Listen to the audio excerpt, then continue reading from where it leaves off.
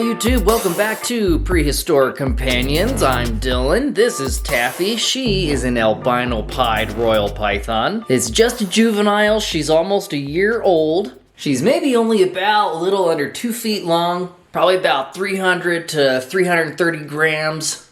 And she's currently almost about to switch over to small rats. When you're feeding ball pythons, you want to take like the thickest part of their bodies and kind of base their prey size off of the thickest part of their body. Maybe just slightly smaller. You don't want to give them like a super huge meal where their scales are like separating and it's clearly that, you know, they have a big old lump in their tummy. You want to give them an appropriately sized meal. Something that they could, you know, start to process and digest within a few days. Typically, whenever I feed my snakes, I will not handle them for at least 2 or 3 days because I don't want to risk the potential of them regurgitating their meal where they just throw it up because they take, you know, they gotta go through like a little bit of an ordeal whenever they eat. It's a big process for them, so we want to give them an opportunity to enjoy their meal, digest their meal before we go and start messing with them. I'm at the point where I really need to start breeding my own feeder rodents. As much as I'm not looking forward to having to do my own euthanasias and all that, that's gonna suck, but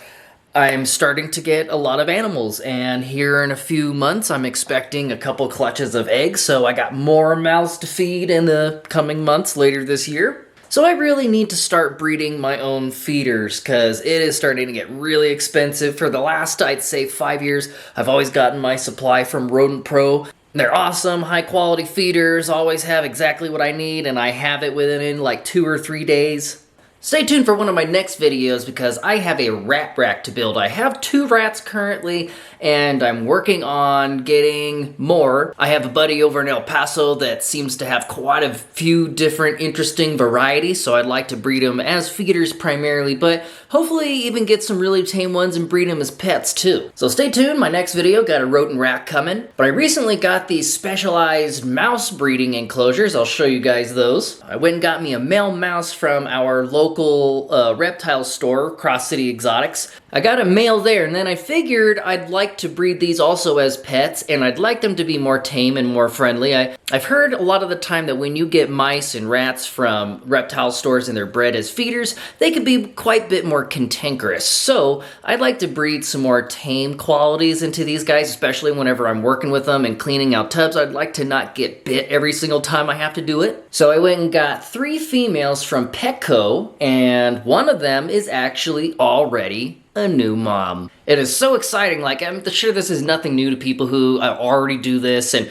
do it all the time and need to, you know, sustain their collections, but this is my first time breeding rodents, and to see those brand new babies, those little pinkies, it's exciting. So let's put Taffy away here and let's go take a look at those little pinkies.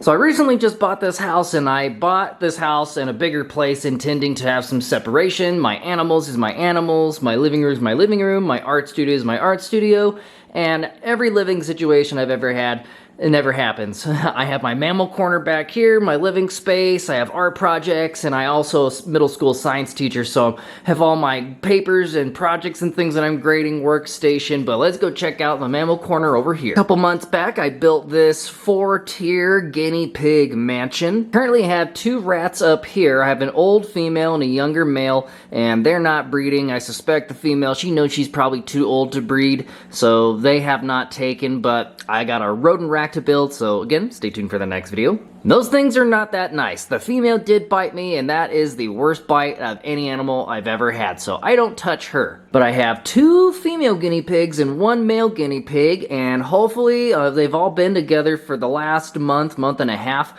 so fingers crossed that we'll have baby guinea pigs here soon. Ah, Latte, we want to see those baby piggies. I suspect they're pregnant. The females look a little more chunky, and these things are just guzzling water and eating tons of food every single day and filling up all their waters and all their, like, hay.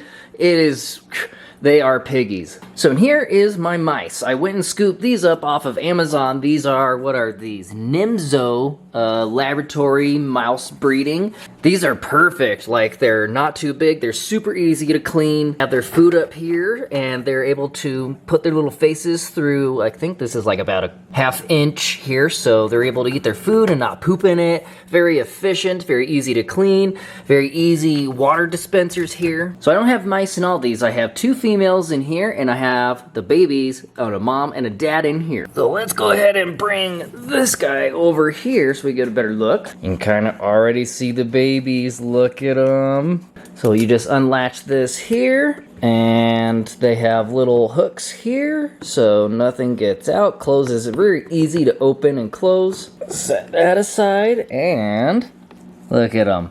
These guys are about 3 days old. Still haven't even opened their eyes. There's 7 of them. Oh, and then that top one, there's a little boy. So yeah, hopefully here in the next week, they'll have their eyes open. They'll have little hair on them. They'll start hopefully weaning off of mom. They'll probably be ready to wean. There's dad right there. I wonder what traits they'll take after, because dad has a little bit of brown on him. And mom is just white. Yeah, mom is all white with red eyes, albino mouse. And they'll all take after more, probably all white, have a little bit of brown on them. Yeah, so far, yeah, these guys, pretty friendly, a little skittish. Are you dad? Look at you. These guys love paper towel rolls. This is good enrichment for them. I always keep my old paper towel rolls and throw these in there because they love chewing these things up and hiding in them, playing in them, running through them. Yeah, these guys are real friendly. They're not going to bite or do anything. They definitely probably don't prefer being pet. Hello. So far, yeah, they've been very good parents. They've been taking turns, so like dad will lay on top of them and keep them warm while mom goes and eats some food. And so far, yeah, I've been observing, and they're really good parents. And I suspect that as long as you have plenty of food and water and resources, that I'm pretty sure that I've heard that mice and hamsters are notorious for eating their babies. This is something that oftentimes, like a first time, there's mom right there. This is something that maybe first-time mouse moms or first-time mom hamsters might do. They don't recognize them like, oh, hey, I'm actually supposed to take care of these things, not eat them. And technically, too, once you're done breeding the female, like right before she has her babies, you want to separate the male because the male can refertilize the female as soon as she has laid those babies. And you know, I wonder if she's already got some more cooking in the oven. Which is exactly what I want, because I do need to breed these to keep up with my supply, especially my first clutches of baby ball pythons that I'll have hopefully here in the next few months. Their first meal are going to need to be hopper mice, so I need to make sure that I have plenty of those on hand for when that time comes. And their first meal will need to be live, because if I give them, like my brand new baby ball pythons, a frozen thaw, they're not going to recognize it as food. They're going to be like confused. What is mom doing? Are you rearranging your babies? These guys are so stinking cute. I love mice and rats. Like, even though the rat that I had, the big female, she bit me and it was not fun. She's not nice. They're still smart and they're fun to watch. I love interacting with these guys. Holding the mice, like just the way they vibrate and shake in your hands, they're very weird to hold. And in my next few videos, I'm sure I'll make a video about how I create my CO2 chamber. I essentially am just going to reference other YouTube videos and find like the easiest and best way to build one. But I'm never going to show like, you know, the process of euthanizing. Like, I'll talk about how it's done, but I'll never show, you know, I don't want that to be what this channel is about. Always positivity and no suffering and always doing the right thing, the responsible thing. So making sure that these guys have a really good life. They always have good food. I always give them treats like vegetable scraps and fruits and things. I'll give them different enrichment. Make sure that they have a good life up until, you know, the moment that I need to harvest them.